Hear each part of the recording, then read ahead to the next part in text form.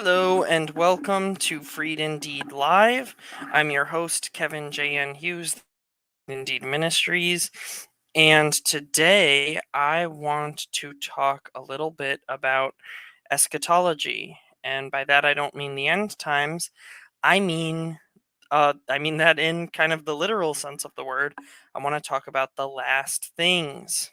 Um just so that people know, on YouTube I know that you're not really supposed to use words like words that reference mortality, um, words, uh, yeah, you're not supposed to do that. So if words that reference mortality are going to bother you or trigger you or cause you to have a temptation to do something naughty, like report this channel, then I ask you to leave now.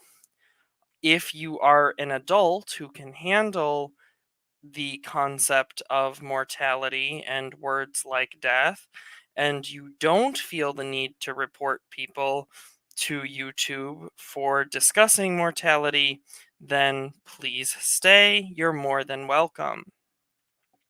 So, today's discussion is mortality, purpose or meaning, and the resurrection. So, I want to do a quick shout out to a YouTube channel called Pursuit of Wonder. Earlier this week, they came out with a really thought provoking video. A lot of their videos are very thought provoking. And earlier this week, they came out with a video that was very thought provoking. And it was titled, "We Will All Be Forgotten."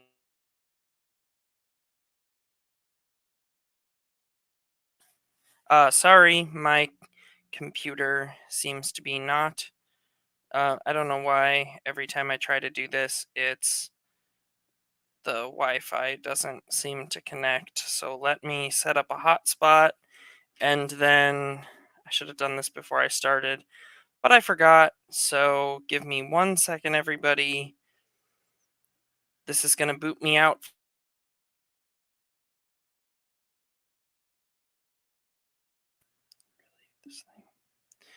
Okay, we are back. So basically, Pursuit of Wonder had this video, and it was about what it means to be remembered, what it means to be forgotten, and the fact that, frankly, we need to come to terms with our own mortality, because the truth is that one day everyone who knows anything about anyone who knows anything about you will have died.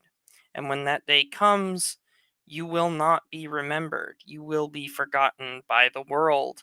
And how do you deal with that? Now, as far as I know, the folks at Pursuit of Wonder aren't Christians, so they had their own kind of way of processing that information. But it got me thinking about the topic from a Christian perspective, and I've wanted to do a video like this for a while. So, shout out to that channel. But before we get into our main topic today, I just want to let you know I have a couple links in the comment in the not the comments, but the description of this video. The first set of links enables you to support Freed Indeed Ministries. For example, by becoming a member on Patreon, you'll get access to member exclusive content. And for as little as $1 a month, you'll be supporting the work Freed Indeed Ministries does and helping make a difference. On the other hand, there's a ministry that a lot of people aren't aware of. It's called Share the Faith. I have their website as well, sharethefaith.net. And the reason why I recommend supporting Share the Faith is I don't derive any benefit from the support of Share the Faith, but Share the Faith enables missionary priests specifically to receive a full-time income as pastors of their flock, so that they do not have to take a side hustle or anything like that, and are able to provide for their family and provide for themselves, while also laboring full time in the vineyard of Christ, which is ultimately what we desire for our priests. So if you believe in global missions, if you believe in reaching your own community, if you believe in priests receiving the income that St. Paul says they are worthy of as workmen of the gospel, then I highly recommend giving whatever support you're able to give to share the faith. And again, I don't derive any direct benefit from that. So, with that out of the way, let's first talk about the meaning of meaning. So, most of us look for meaning in life, um, and that applies to anybody, Christian or non-Christian. Just in part of being human is the search for meaning, the search to find our what the Greeks called telos, the purpose or end of our existence, the reason why we're here. And most people in the modern world look for meaning in ambition, whether it be business ambition, career ambition, um, or perhaps you might be you might be like a pastor and you have ambition to preach really really good sermons and win lots and lots of people and build a really big mega church. Maybe that's your ambition, or maybe it's to climb the corporate ladder, or maybe it's to become a successful politician and get lots of people to vote for you. But this is the sort of thing most of us are trying to find meaning in. And there's several things that could be said about this, but ultimately, in both the modern world and the ancient world, many of the ways people tried to find meaning really centered around the opinions of other people. And this is why the Stoic philosophers dedicate a lot of discussion to the idea of what other people think about us.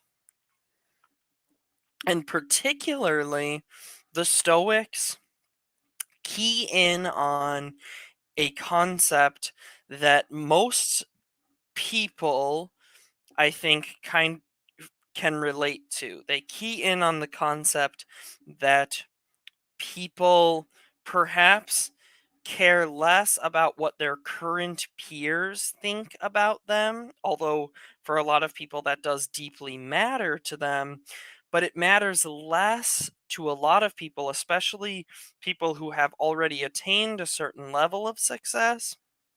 And then what matters more becomes the idea of creating a legacy, being remembered.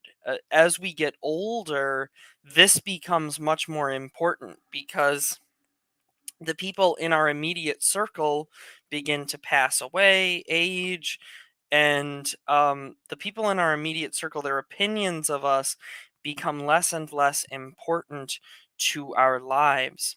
But this produces a problem as we get closer to our own end and our own mortality begins to be felt and our own mortality begins to pr- come to mind. We become challenged by the fact that we are temporary, that we're here today and gone tomorrow, as the scripture says. We are like the grass that flowers today and withers tomorrow, or like the breath, the havel, or smoke that is there one instant and then carried off by the wind. That's what our life is like in the world. And as we become challenged by that, we kind of, whether we understand that this is what we're doing or not, a lot of us seek immortality through trying to be remembered by other people. The ancient Greeks had a concept of shadim, or shades, people who lived in the underworld, and because they were forgotten by mankind, they became these kind of shadows of their former self, and and then in some stories they become kind of like wandering demons who don't remember who they used to be and are just sort of depressed and feed off of other people's energy.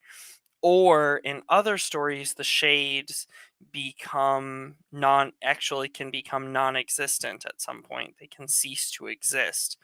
So this was the basis of the Greek concept of remembering your ancestors, and particularly remembering the great heroes of antiquity like Heracles, because the thought was that if we stop making sacrifices in these people's honor, if we stop keep honoring their memory, then they'll be forgotten, and they'll either become these sort of semi-demonic spirits or they will cease to exist.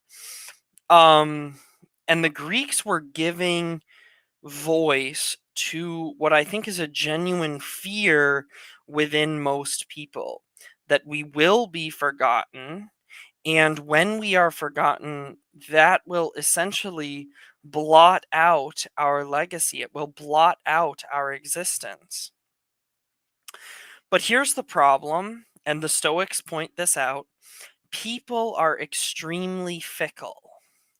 So the fact that people are very fickle produces two related ideas. The first is that it's actually kind of impossible to know if your passion will really resonate with anyone else.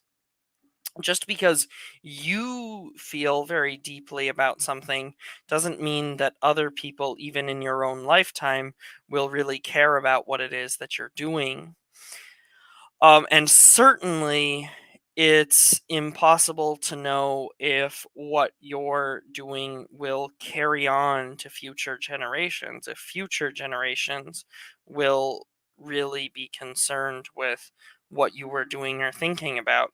And I think this is really difficult for people in the modern world to understand, because everybody wants to create a podcast, everybody wants to kind of get their name out there. Everybody's seeking fame. And to a certain extent, I think it's very difficult for us modern people to wrap our heads around the idea that, you know, even if first off, you have no real way of knowing that your podcast or whatever will be successful. Um, these sort of things are just, a lot of it involves time and chance. Yeah, yes, hard work definitely is a good thing, but a lot of it just involves time and chance. You can't predict what videos will go viral and what videos won't. You can't predict anything. On the other hand, it's even more impossible to know what will be meaningful to the next generation.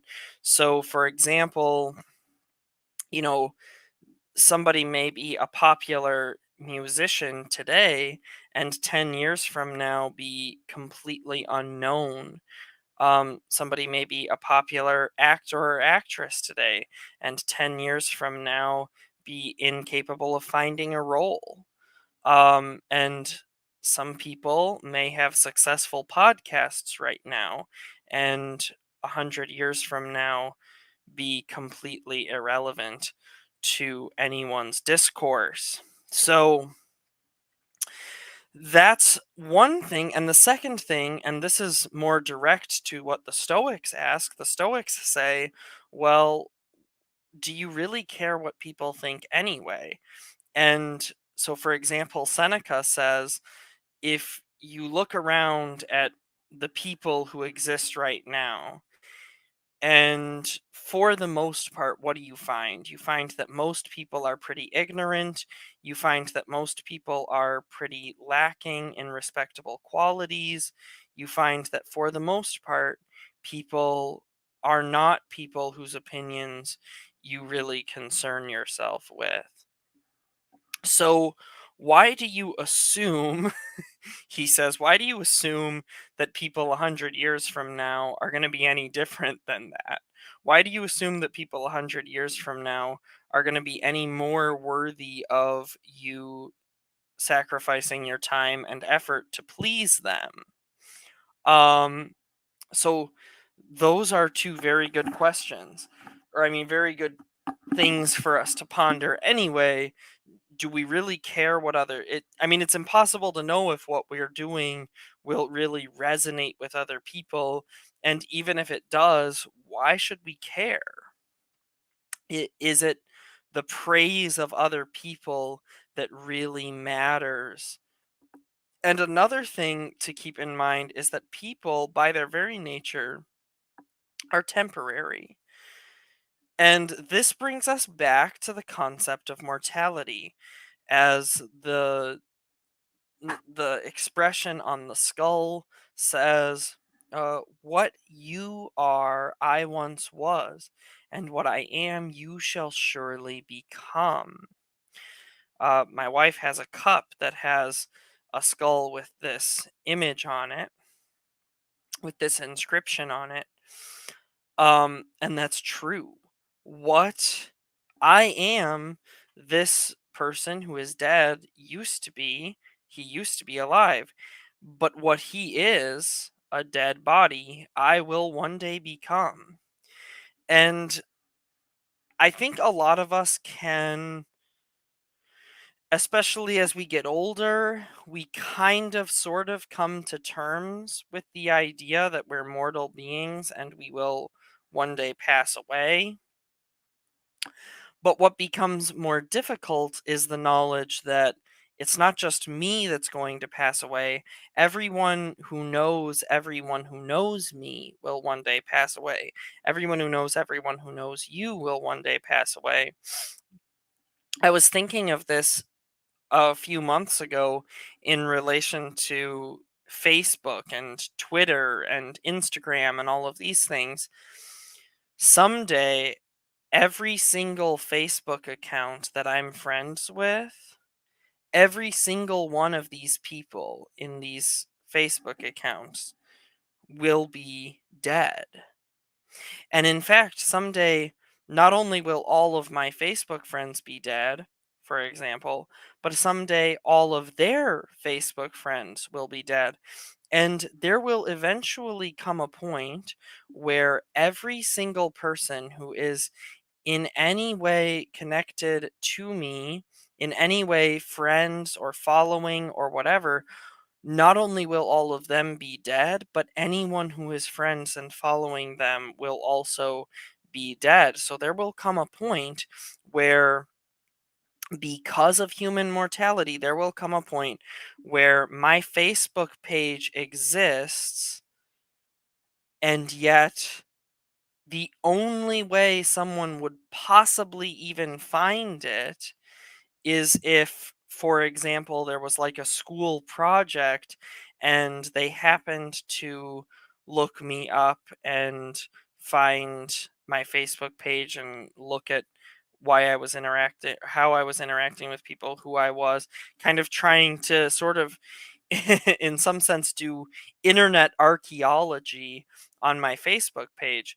If that happened, that's really the only way anybody would even stumble upon my Facebook page, because the truth is that no one at all will be connected to the page.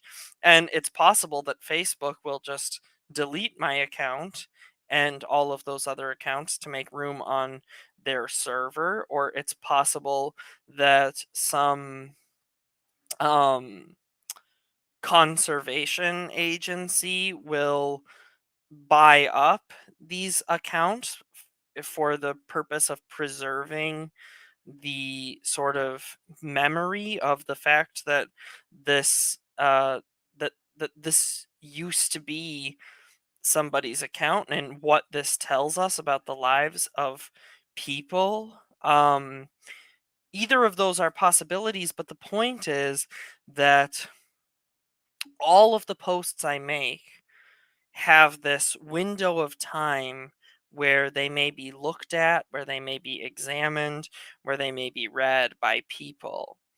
And then a day is going to come when all of that ceases, not just because I'll be dead and not posting anymore, but because everyone I know and everyone I'm friends with and everyone who's even friends with them will be dead, and these accounts will be connected to nothing. But here's the thing, that doesn't just apply to Facebook. The human life is a life of impermanence. And at least in the fallen world, the human life is a life of impermanence. And so it is simply an inevitability that you and I will die and you and I will be forgotten. And the truth is that not only are human beings fickle, fickleness we could handle, right? Fickleness, that's one thing, but impermanence makes this an issue, because impermanence means that not only are people fickle, but even the things they care about, they will only care about for so long. And so the truth is, even if we make an impact on the world around us, that impact has, in the context of eternity, a pretty short shelf life. And even if you somehow manage to be remembered for a couple of generations, you will nevertheless eventually be forgotten by the entire world. And I will grant that there are some culture heroes every now and then. You know, there's Julius Caesar, Marcus Aurelius, Heracles, Maui, Confucius, Lao Tzu. There's lots of people who we remember to a degree for various reasons. But at the same time, you know, people debate whether Lao Tzu really existed. I personally think Lao Tzu probably did exist. Otherwise, who wrote all the books that he wrote? Um, that's kind of a simplistic way of phrasing it, but whatever.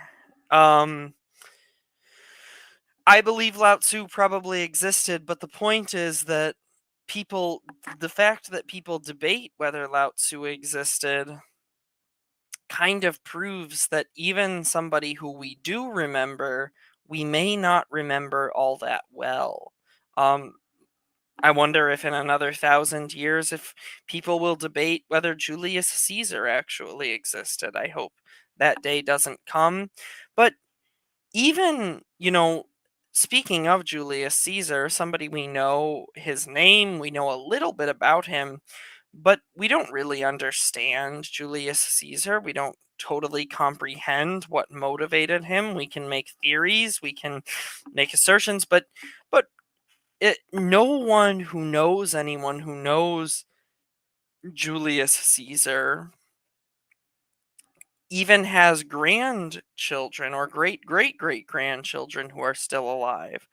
So the truth is that to a certain extent, we accept the existence of Julius Caesar on tradition, and it's part of our tradition to know that Julius Caesar existed, but the entire culture that he created, that he was so influential in, is gone. It's passed away. There is no Roman Empire anymore. And even with that in mind, there are so few Caesars. Like, there are a few people every now and then who the world remembers. Maybe a king here and there. But even with that, even the people who are in the upper echelons, the very kings at the emperors at the top of an empire, other than a few historians here and there, nobody really remembers most of their names. We remember Marcus Aurelius, we remember Julius Caesar, but we don't really remember most of the people who came in between them or before or after them. Um, we remember a few here and there, and and I'm sure that there are some historians who could name every single one of them, but the majority of people couldn't. The majority of people don't, and so Every so often, maybe once every couple of generations, there's someone who the world finds, for whatever reason, very memorable. But usually, the world doesn't really remember them for who they were. So, for example, I see a lot of things now where people who are part of the Black Lives Matter kind of movement are really into the legacy of Martin Luther King Jr. And the truth is that Martin Luther King Jr. was very, very dissimilar to the Black Lives Matter movement in a lot of ways. Um, he wanted he wanted black people to be involved in the United States and wanted them to have equality in the United States, but he did not believe in things like destroying people's property. He did not believe in things like um, defunding the police or shutting down police departments or anything like that. So the idea that people honor his legacy but they don't seem to know very much about his legacy is very fascinating. So those are examples of, every so often one of these people arises who gets remembered by the world for some reason, but we don't remember them very well. And then eventually, even their even the world that they influenced is very often eventually gone. So Egypt, Greece, Rome, they all have their culture heroes, some of whom we even can piece together a lot of their story. But when you compare it to eternity, how important really is this? How important really is the idea that we remember them when the societies they built and caused to flourish are gone? So this is a good introduction. This is a good explanation of why the Stoics view living for applause as a waste of your time. If you're living for the approval of others, then you're living for something that's meaningless. Today's heroes are often tomorrow's villains, and and even if you can kind of sort of like for example in the American South right now, um people are tearing down statues, people are destroying things, and I'm not necessarily saying that I think those statues should be there. I think a lot of the people who are immortalized in statues, especially in the United States, are some pretty rotten people who don't really deserve the legacy that they've been given. But it is interesting how yesterday's heroes who deserved to be immortalized in statues are today's villains who are horrible people who deserve to be forgotten. Um, so even if you take that into account, though, most of us don't even get to be remembered as villains. Most of us will be forgotten. The vast majority of us will be forgotten by the entire world. Maybe a few people will be remembered by some of the world, and every so very often there might be one or two who are remembered by almost the whole world. So a small minority are remembered by a minority of the world's population, and the vast majority are remembered by absolutely no one. And this is But this is why, the hymn writer says, "Riches I heed not, nor man's empty praise." Because the truth is, even man's empty praise is a very fleeting thing. Most of us will never receive man's empty praise, but the few of us who manage to acquire a little taste of the praise of other people will eventually discover that it doesn't last. So, th- so that's a huge thing for when you're trying to build a legacy based on the opinions of others. There's also trying to build in a legacy on success or ambition, and this has become almost a disease in the modern world. Even people who don't really think about trying to be remembered still try to build a legacy through climbing the corporate ladder or whatever. um Interestingly enough, just earlier, I think it was just earlier this year, the creator of Sex and the City actually published an article where she was basically lamenting the fact that she had taken her own advice. She had become a career woman, which is what she has always encouraged young women to do. And now she is old and barren and lifeless. And she, too late, is writing an article. Unfortunately, it's too late now, but she's writing an article where she says, I wish I could go back and give all this up. I wish I could give up all the riches that I've attained. I wish I could give up all the success I've attained and go back and be a wife and mother, because a wife and mother has meaning in her life. And for all my ambition and all my success, I have none. Um, and this is true of both men and women. When we pursue ambition and pursue the things of the world, we find them empty and meaningless. We find their promises to be empty promises that lead to nothing and to nowhere. And even all of this is just smoke in the wind. It is nothing at all. um I actually had a conversation. There was a lady who came into the bookstore that we own, and she was upset that we have a bunch of books against feminism, and she was trying to, well, I'm a feminist and blah blah blah.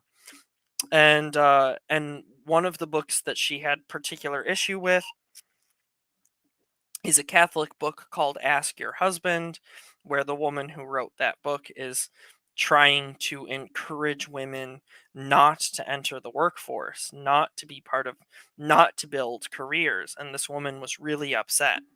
So I said to her, okay, I understand you're upset. Let me ask you something.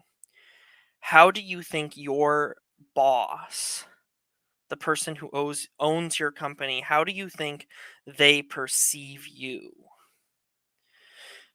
And she came up with some very aggrandized version of the truth, but the reality is that even within her aggrandized statement, where she clearly thinks that she's much more important to her boss than she really is, because he's such a good man and he cares about his employees and gives us benefits because the government tells him he has to, and all these things.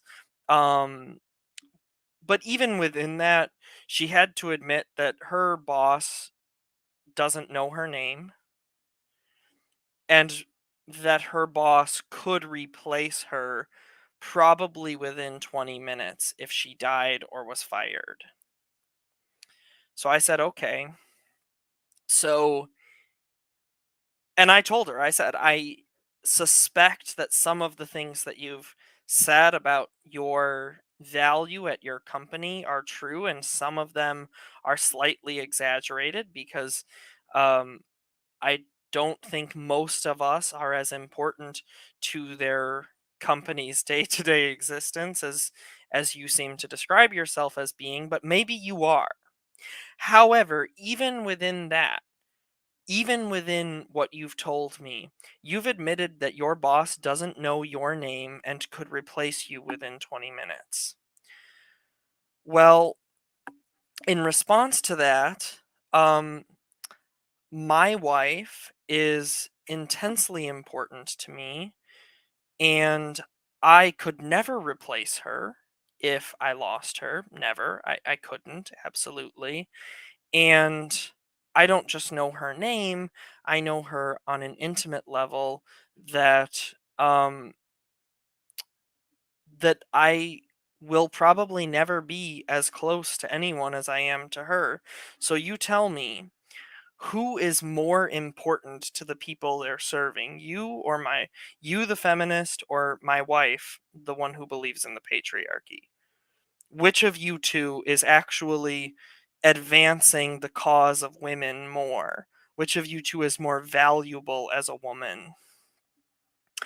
And um this woman had no answer for that question, because the truth is, and by the way, ambition and serving ambition isn't just for feminists, but um people of all different political views and all different spectrums, and atheists and Muslims and Jews and Christians alike, all can fall victim to ambition. But when we have ambition, when we pursue these vain things that the world offers, the one thing that this always has in common is that it leaves us empty. It's meaningless. And a big part of why that is because of what's written on the skull. What you are, I once was, and what I am, you will surely become. We are temporary, and because we are temporary, our life is fleeting, and our ambitions lead to nothing. So, okay, what is the point? Why do I not just why do I get out of bed in the morning?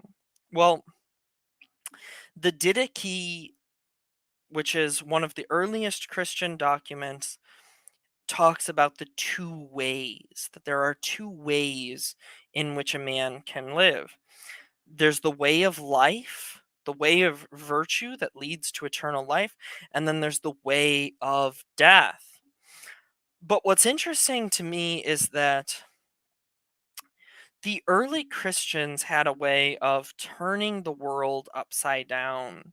And by that, I don't mean that they were clowns or silly or whatever, but I mean that they turned the world upside down because the way of death is very easy to pursue, but then is very difficult and complicated. You live this life of great ambition, and yet are left with nothing but stress, anxiety, and all of the like. On the other hand, the way of death is very easy because it's following your passions, it's following your ambitions, following your dreams, it's all these things, but it's never meaningful. It never has a purpose, it never has a telos. On the other hand, the way of life is meaningful and leads to life eternal. So let's talk about the way of life. And I want to talk about the way of life by talking about the concept of the saints turning the world upside down. Michael Card has a song called God's Own Fool, where he says that I think he really does a very good job of conveying the idea that in Christ things are kind of, the way of the world is kind of turned upside down.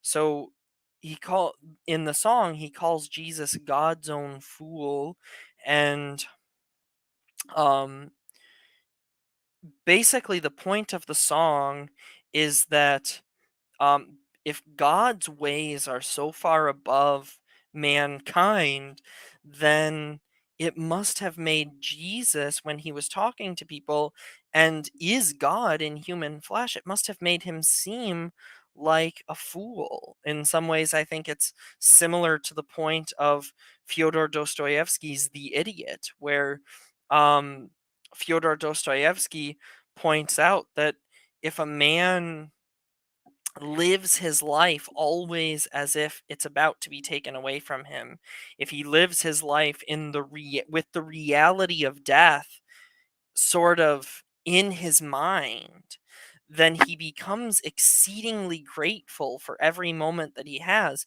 and enjoys the great bliss of everything that he encounters and becomes to those around him a kind of idiot. Um and God's own fool kind of does the same thing. He says, we in our foolishness thought we were wise, so he played the fool and he opened our eyes. We in our foolishness believed we were strong, so he became helpless and proved we were wrong.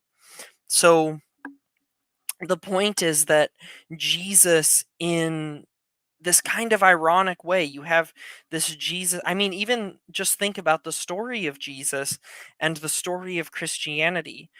During his lifetime, Jesus spent 30 years being a carpenter and then spends 3 years being a rabbi, where he gains 12 really dedicated disciples and some other people who kind of um believe that he's the Messiah and stuff, but a lot of them don't even want to say that publicly because of fear that they'll get kicked out of the synagogue and stuff.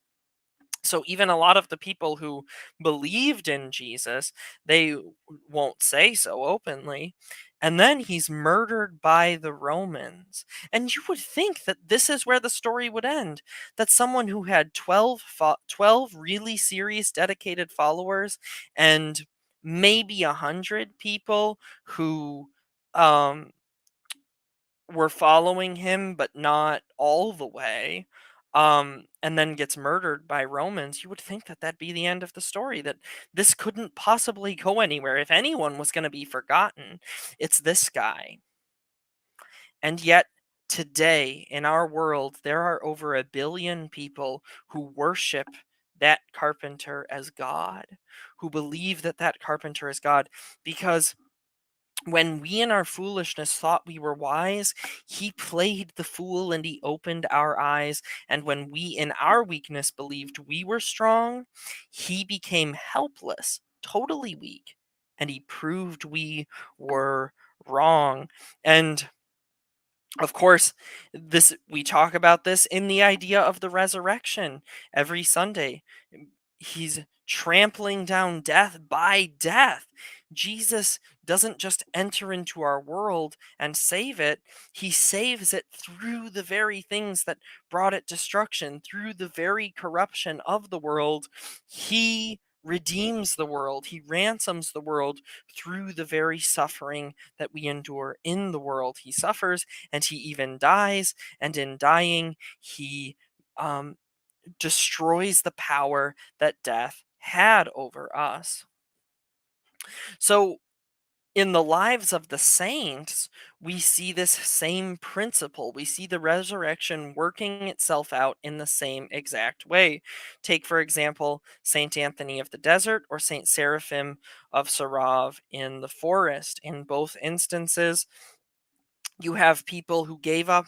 Well, in the life of Saint Anthony, we see that Saint Anthony not only gave everything up, not only did he walk away from a life of riches and luxury, but in addition to that, he went out into the desert. He didn't even want to interact with people, he didn't want to influence people.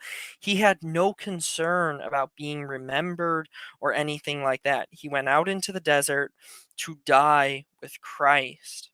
And yet, today, the every single Orthodox Christian knows who St. Anthony of the Desert is, and we call him Anthony the Great. Today, even many, many Roman Catholics know who Anthony of the Desert is and call him Anthony the Great. And there are even lots of Protestants who are inspired by the works of Anthony the Great. So, This um, person who tried to even run away from influencing others is remembered as one of the great saints of history. And there are millions upon millions of people who, to this day, know him and draw inspiration from him in ways that no one does with Julius Caesar. Saint Seraphim of Sarov was an ascetic who went out into the woods, and he gave up everything so that he could live out in the woods and just try to say the Jesus prayer all the time, just try to totally and completely unite himself to God. And he was so serious about fasting that after having given up everything, having no possessions, people would come and would bring him food to keep him alive and so that he would bless them and hear their confession because he was a priest and stuff. And he would take the food, but then he would only eat a small portion of it and then feed the rest to bears. He would give the rest of the food to bears. And this man has become one of the most influential saints in all of Russian history. His words and works to this very day inspire multitudes of people in Russia and Greece and the greater Slavic world, and really in the entire Orthodox world. And every single Orthodox church has at least one or four people named Seraphim, whether that's their birth name or the name that they've taken at their chrismation. Every single Orthodox church has at least one, usually more like four, people named Seraphim, and they take that name in honor of Seraphim of Sarov. And so you tell me, God's own fool, he became helpless to show we were wrong. Seraphim of Sarov goes out into the desert and goes out in the desert alone and feeds bears and becomes an icon, becomes a powerful example of God's work in mankind. Jesus turns the worldly ways upside down because the world has you take everything for yourself, but then you end up with nothing in the end. Like the woman who created Sex and the City, she tried to take everything for herself, and now she's left with nothing and wishes she could undo her mistake. Jesus, on the other hand, has you give him everything, has you give up everything, and you end up with more than everything, more than you could even imagine. Edward Welch talks about this in Running Scared, that his dad was a very generous person, always giving to people, always giving sacrificially to people, and that Edward Welch was actually afraid that his dad, when he got old, wouldn't be able to provide for himself in retirement. Um, and Ed Welch says, I wish I had the book in front of me, but Ed Welch says, did he need money? Sure, all of us need money sometimes. But the truth is that when he was towards the end of his life and he was retired, he never needed to beg from anyone. He was provided for in ways beyond anything he could have imagined. You know, when we give up everything for Jesus, Jesus gives back more than we can imagine. And I want to I want to share a story something that happened in the life of Jesus that I think is extremely relevant to our topic. There was a rich young man who came to Jesus in Mark chapter 10, and this is what happened, starting in verse 17. Now, as he was going out on the road, one came running and knelt before him and asked him, good teacher, what shall I do that I may inherit eternal life? So Jesus said to him, why do you call me good? No one is good but one, and that is God. You know the commandments: do not commit adultery, do not murder, do not steal, do not bear false witness, do not defraud, and honor your father and your mother." And he answered and said to him, "Teacher, all these things I have kept from my youth." So right there's his first mistake, saying, "Oh, I'm a righteous guy. I've done all this stuff from my youth." But then Jesus looked at him, loved him, and said to him, "There's one thing you lack. Go, sell whatever you have, give to the poor, and you will have treasures in heaven. Come, take up your cross and follow me." But he was sad at this word and went away sorrowful, for he had great possessions. So compare let's compare this rich young man who came to Jesus but wouldn't lay down his life for Jesus, wouldn't even lay down his possessions for Jesus. Let's compare him to the lives of the two saints we talked about. So, this rich young man came to Jesus, and truth be told, we don't even know who he is. We just know him as the rich young man who came to Jesus, or the rich young ruler who came to Jesus. We don't know who. And we know that he walked away sorrowful because he couldn't bear to give up his wealth, his influence, whatever it is. That his great possessions, they owned his heart, and he couldn't give them up even for God. But in contrast, Seraphim of Sarov gave up all of his possessions, and even the meager possessions that people would bring him, he would give away, even if the only one he could give it away to was a bear. And to this day, people venerate him. And a lot of people don't know this, but to this day, bears venerate Father Seraphim the Great of Sarov. To this day, there you can find these icons out in the woods in Russia, and literal bears will come up to them and bow. I'm sorry. Literal bears in Russia will come up and bow before icons of this great saint who used to give out of his meager possessions for them. So not only is Seraphim of Sarov remembered by name by people to this day, but even the bears remember this great and noble man for his kindness to them. And do you think he wanted to be remembered? Do you think he cared about wealth or fame? He didn't care about those things. He gave all that up and went out into the woods to serve Christ.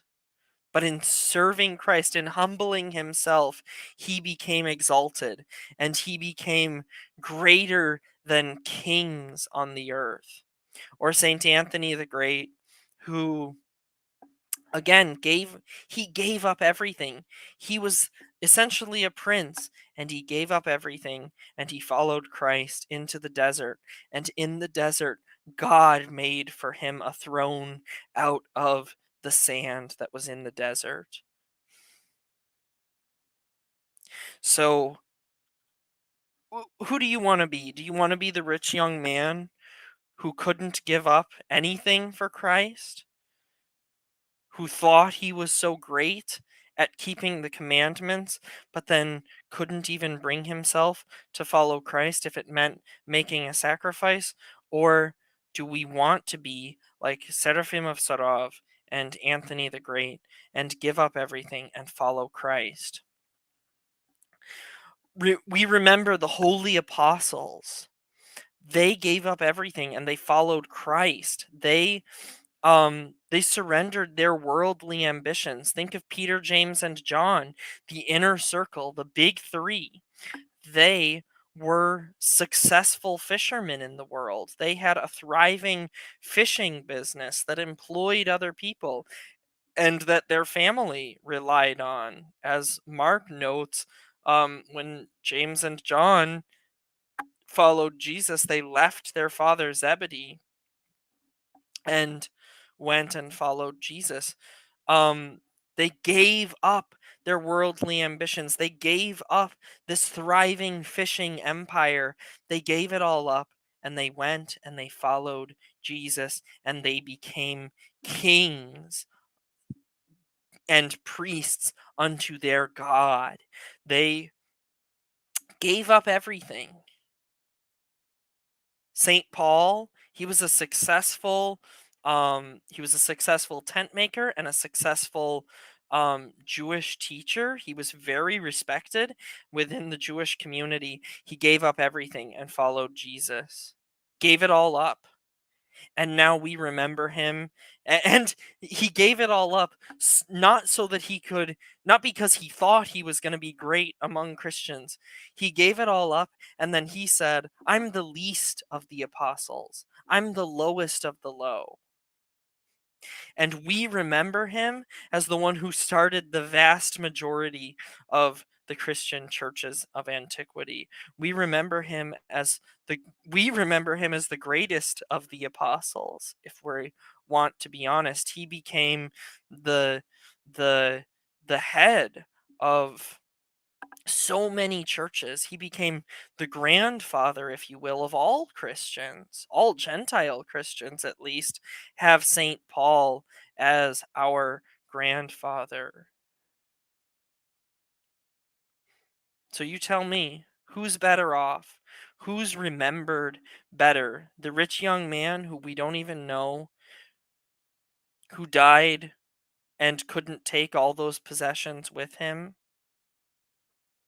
By the way, I like to think that maybe the rich young ruler changed his mind later in life, that maybe he did end up repenting and coming to Christ, but I don't have any proof of that. Cheryl actually brought up an interesting point when I was talking to her about preparing this discussion. She brought up something interesting. Tsar Nicholas is another great example of how Christ turns legacies upside down, because Tsar Nicholas was a great and saintly man and was a very great king in Russia.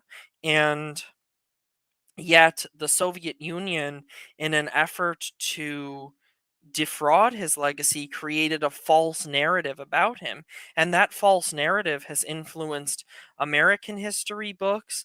To this day, history books still to this day, many, many people are still deceived by the false image we've been given of St. Nicholas the Passion Bearer, that he was this incompetent leader, that he didn't know what he was doing, that he was in over his head, that he was useless, and that ultimately he died in disgrace. But and that was the only narrative people were allowed to say for many years. But now, 100 years later, every single year on the feast of the seven royal passion bearers, Orthodox Christians all the world over sing the great hymns of the wonderful King Saint Nicholas the Passion Bearer. Every year. Every day, Orthodox Christians all over the world have the icon of Tsar Nicholas in their churches and venerate the seven royal passion bearers who gave their lives for the church. Every single day, there is an Orthodox Christian venerating the icon of the seven royal martyrs. I know for a fact that every single day, there's at least one Orthodox Christian venerating the icon of Saint Nicholas the Passion Bearer, my patron saint. So Jesus turned that upside down. And he's very different than the others. The others that I mentioned, they gave up everything worldly and followed Christ. He had to live in the world and even be a king in the world, but he followed Christ because isn't the point isn't really to sell all your possessions. You may be being called to do that, and I'm not going to stand in your way. In fact, you can feel free to donate the proceeds to Freed Indeed Ministries if you want to. That's a half joke. You will be making a difference, and it'll be a huge benefit. But that's a half joke. Give it to whatever Orthodox mission or charity you want to, you feel called to give it to. Um, but the point, if you're that person, great. But the point isn't so much about that. The point is much deeper. The point is what is inscribed on the wall at the monastery at Mount Athos. If you die before you die, then you won't die when you die. I'll say it again. If you die before you die, then you won't die when you die. So it's not so much about material things. Nicholas the Passion Bearer didn't sell all his possessions, but he gave his life to Christ long before the day that he was murdered. And the day that he was murdered, the Bolsheviks could take from him only that which he had already given away to someone else. And so when he died in glory. Nobody could take his life from him because he had already given it away to Christ. And that's what made him so holy. That's what made him a saint. Saint Anthony the Great, he did give away all of his possessions because he too had already given away his life. And all those other things were of no account to him. St. Paul did give up everything and followed Christ because, as he himself said, all of the attainments that I made as a Pharisee, I count them all dung on the ground for Christ, because that's what has surpassing value. If you die before you die, then you will not die when you die. This is the point. So we need to stop worrying about being remembered, stop worrying about having a legacy, stop worrying about our sinful, vain, foolish, worldly ambitions, and instead let us give everything we have to Christ. Let us give all that we all that we possess and all that we are to Christ. And if you're watching this and you're not a Christian, then all I can say is what St. Paul said when he was on trial. And they asked him, "Would you have us all convert to Christianity?" And he said, "Yes, I will, that you all were like me, but without these chains." So St. Paul had a sense of humor. I wish that you all were like me, but without these chains. I wish that we all could come together and worship the true Christ, because it's not about us being remembered and it's not about us being successful in the world. It's about becoming one with God. I've recounted the stories of a few saints, a few holy people who the church does remember, but I'm going to be totally honest. Even that is a tiny minority. But God remembers every single person who ever lived, and God remembers all of his saints. And that's why every year at All Saints Day we pray that all the saints, known and unknown, would pray for us, because we remember that there are potentially billions of saints that are known only to God, and they are just as powerful, just as wholesome, and just as wonderful as the saints that we do know. So remember that. If you die before you die, then you will not die when you die. And this is the only solution to life's impermanence. This is the only solution to our mortality, is the upside down solution of the resurrection of Jesus Christ, that he who died has conquered death, and death no more has power over us. And so by following him who died, we will still go to the grave. But when we get there, we will encounter him who knows his way out of the grave. So, with that thought, share this with your friends so that they too can die before they die, and then they won't die when they die. God bless, and have a wonderful day.